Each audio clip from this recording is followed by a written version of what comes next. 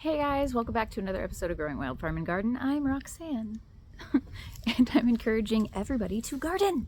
Do the garden, do the thing. Today, we're gonna talk about these guys. What exactly is my garden in? I have a raised garden, everybody sees it, and I get the question so often about what is it? What are these things? What are they? It's a very easy answer, so let's get into it, guys. It's cold, guys.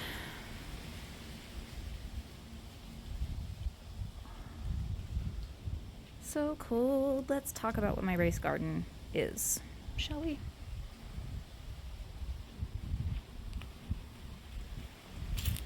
What are these things?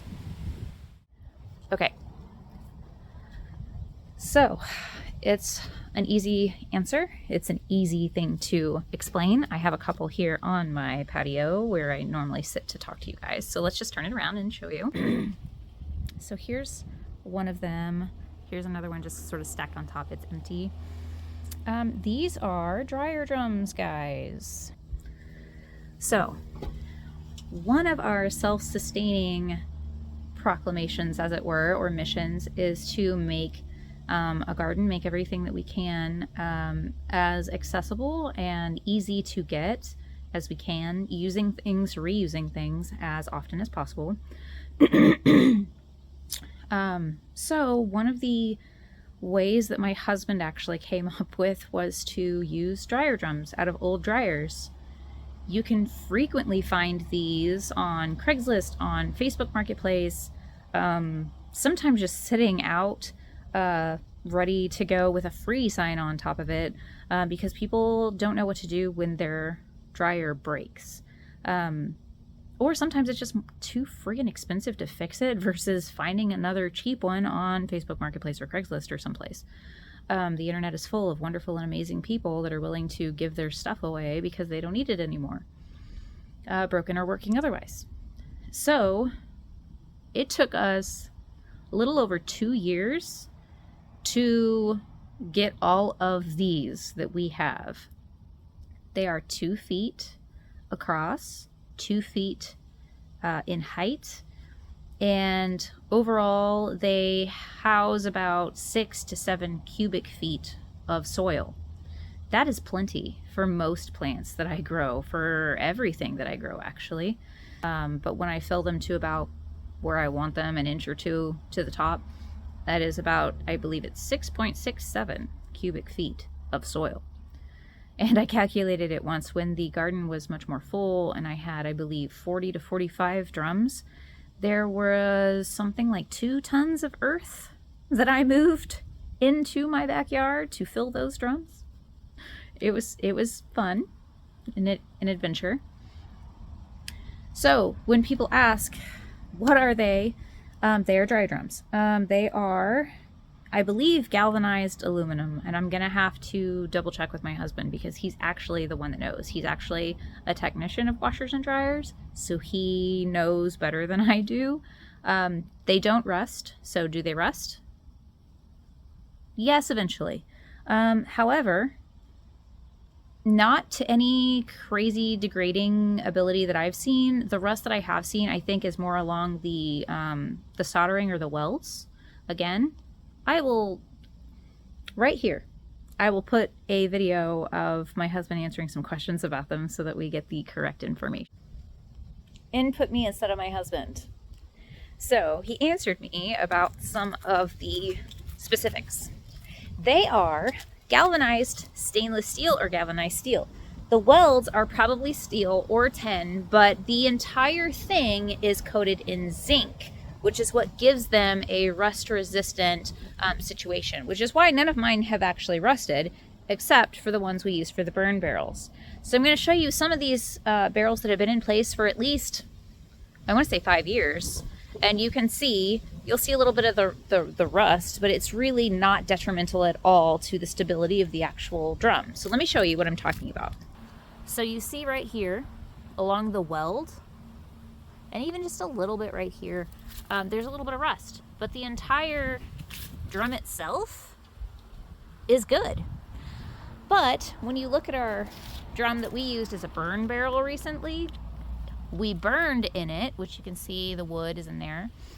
We get rid of old garden material and wood and tree limbs and whatever in this barrel, and it rusted because the zinc coating has basically melted off. So yeah, they are galvanized steel, but when you take off the zinc coating that galvanizes them and makes them that rust resistant, it's like a rust coating, I guess, you eliminate all of that rust fighting off ability. So don't heat them. If you cut them, I was told by my husband as well, if you cut them, maybe you want to cut them in half because you don't need as tall of a 2-foot, sized height garden, you're going to end up with rust. You're basically taking off that covering, and you're, what he said, introducing the raw material to moisture, which is going to give you rust. So they're galvanized steel, and as long as you don't damage them, you don't cut them, you don't do anything like that, they will be just as pretty as ours, even 5 years, 7 years later. We moved in here in 2017. It is now 2023, and many of these garden barrels have been here since at least 2018. So that's 19, 20, 21, 22, 23. That's 5 years, yeah. So now you know. I've never seen any rust. They don't rust through. They have drainage holes, so when there's extra water, there's actually holes in the side where they get connected to the fins of a dryer. So the fins of a dryer that are plastic. These are the plastic fins I'm talking about. Plastic fin. Plastic fin. There's another one, but I've got laundry. Inside to help tumble things around and move things around. Those get removed before we actually put them in the garden, but there are holes left over for where they're attached to the actual metal. And we remove all of the screws, all of the plastic, and we just use the drum. So there's extra holes for aeration. It lets air in so that the roots get extra air. It allows extra water out, although I also don't cover the bottoms. They're completely open. See, again, I'll show you what I was showing you before. They're completely open. It's just a big hole. One big hole. There's another hole. See? So they're perfect because for a raised garden, one of the best things about raised gardens is that drainage. They allow for drainage. They also lift the garden up for people like me, even though I'm only 35 with bad backs. I wanted a garden really, really bad and told the husband I needed it to be raised, so he was going to have to build me something. And this was his answer. It was easy, readily available. It reused something that otherwise would have been tossed or thrown away or something like that. So it, again, helped our mission of reusing something. Even though it was repurposed, that's fine. We don't mind repurposing around here. That's all good. We've repurposed even bed frames. Bed frames are another thing, which I will probably make another video about, because why not? It's winter time and it's time for the garden to really kind of go to bed anyway. And so we'll talk a little bit about how we do things. So that's really all I wanted to answer you guys about. You wanted to know. I get asked all the time. I've been asked since the beginning of my channel, and this channel is at least 3 years old, I think. Yeah, they are dryer drums and easy to get a hold of. Even if you, especially if you want a small garden, and you don't mind the look of things, which a lot of us, little urban farmers and suburban farmers and such, don't mind so much as long as we can get it done. Our main goal is to feed our families, right? So what's the difference if it's in our backyard, not bothering the neighbors about what it looks like? If it gets the job done, that's all that matters, right? So that's the answer to all of your burning questions. If you have more about my garden, please just let me know.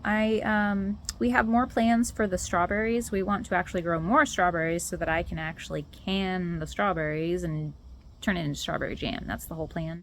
But yeah, scour those listings, find those free dryers and free washers, pull those tubs out, and then I am almost certain anywhere in the world you can find somebody who is willing to scrap the rest of that machine if you don't yourself, which we do. So if you don't do it yourself, somebody will be willing to do it absolutely free of charge.